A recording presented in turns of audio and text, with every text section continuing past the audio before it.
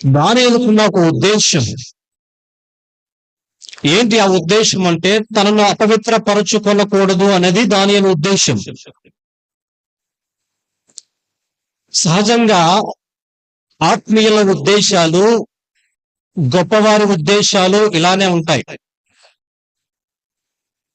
మమ్మల్ని మేము అపవిత్రపరచుకోనకూడదు, మేము ఏ పాపము చేయకూడదు,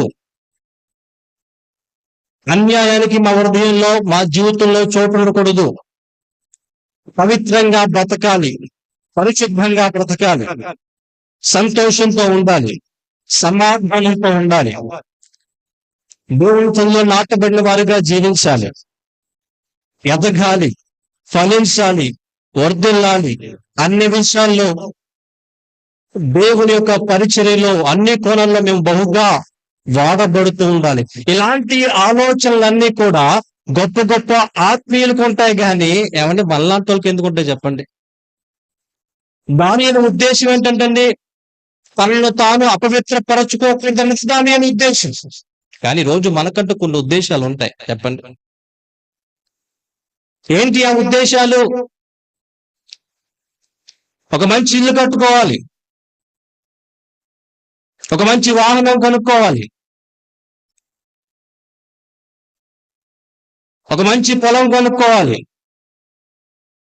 ఆస్తిపాస్తులు సంపాదించాలి, బంగారం కొనుక్కోవాలి, మంచి మంచి వస్త్రాలు ధరించుకోవాలి.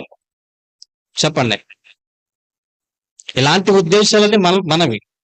కానీ ఆత్మీయుల ఉద్దేశాలు ఎప్పుడు కూడా ఒక ప్రత్యేకంగా ఉంటాయి. దేవునికి స్తోత్రం. ఏమండి, నిజంగా మనస్ఫూర్తిగా మీ హృదయం పోయి చేపుకున్న మాట చెప్పండి, నాకు దేవుని పట్ల ఒక చక్కని ఉద్దేశం ఉందండి, నేను ప్రార్థనలో ఎదగాలి. నాకు దేవుని పట్ల ఒక మంచి ఉద్దేశం ఉందండి, నేను దేవుణ్ణి బహుగా వాడబడాలి. నాకు దేవుని పట్ల మంచి ఆశ ఉందండి, నేను బహుగా దేవుని పరిచర్యలో ముందుగా ఉండాలి.